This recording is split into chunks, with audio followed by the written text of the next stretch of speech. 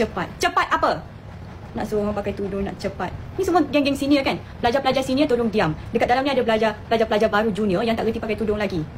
Dia orang baru nak tengok Izara punya live ni, cara pakai tudung. Pelajar-pelajar senior jangan nak buat action sangat Izara nak ajar pelajar-pelajar junior yang tak pernah tengok ni. Jangan nak selfish sangat. Okay, so yang ni kiri kanan ni kena sama tau. Dia tak boleh atas satu bawah, atas satu ni. Dia kena sama macam ni. So kita, thank you Ashrin. Ni kena angkat dia, bawa kat tepi lah. Join my fan club apa? Orang nak tunjuk ni nak join fan club pula dah. Tak mau lah.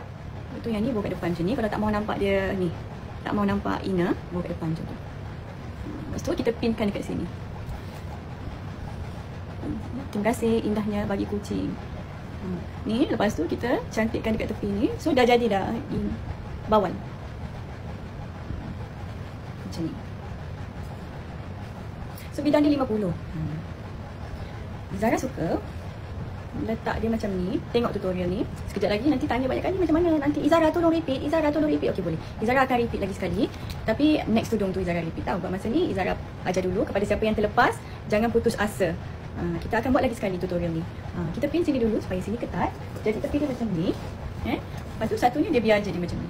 Tudung tak matching dengan baju. Habis tu apa masalah hang? Tudung punya banyak salah ni nak suruh tukar-tukar baju sekali dengan tudung. What's your problem? You want to do yourself, is it?